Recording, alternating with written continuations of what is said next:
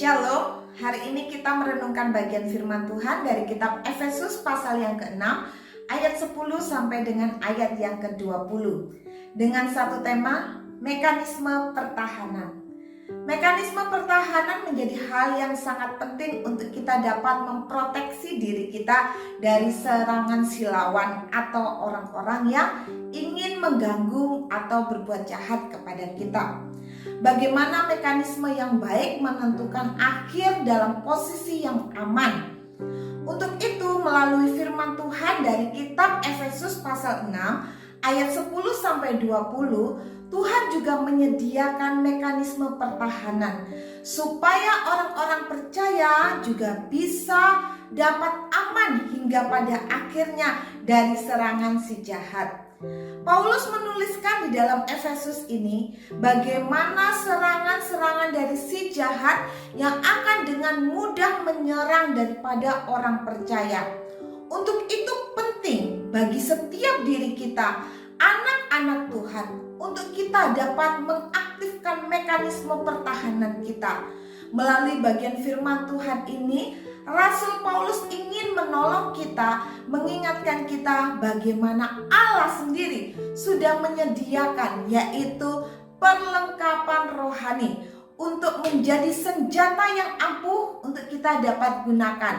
Untuk itu kita perlu menyadari secara benar bagaimana serangan-serangan itu dapat bisa menghancurkan iman dan juga dapat menghancurkan kepercayaan kita.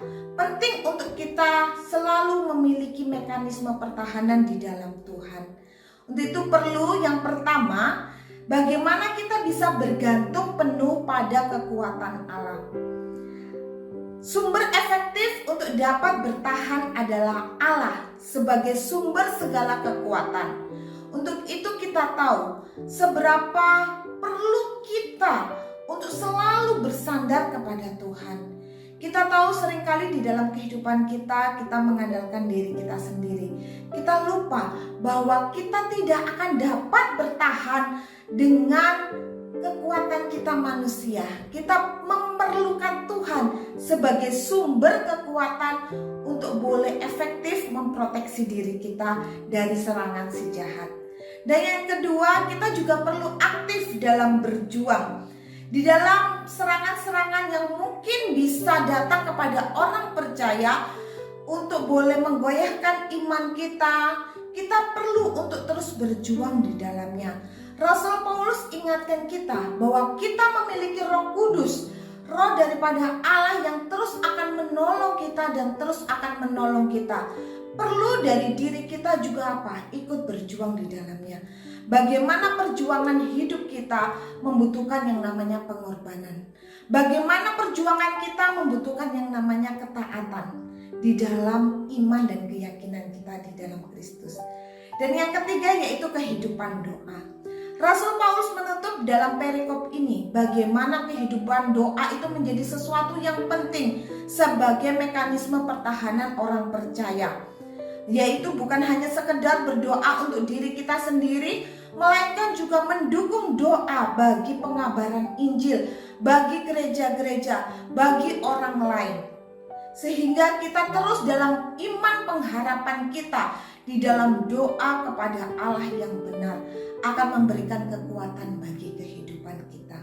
Untuk itu, mari kita bersama-sama mengaktifkan kembali mekanisme pertahanan kita supaya si jahat tidak dapat menjatuhkan kita, supaya si jahat tidak dapat merongrong iman kita atau membuat kita jauh daripada Allah. Kita senantiasa boleh hidup bergantung kepada Tuhan, ikut berjuang karena Roh Kudus di dalam diri kita yang memampukan dan juga menjaga kehidupan doa kita, baik doa secara pribadi maupun doa secara komunal. Biarlah ini terus boleh mengingatkan kita bahwa kita dalam satu gelanggang pertandingan, dalam satu gelanggang perjuangan untuk kita dapat bertahan sampai akhir di dalam iman kita. Kiranya Tuhan boleh menolong dan memberkati kita. Amin.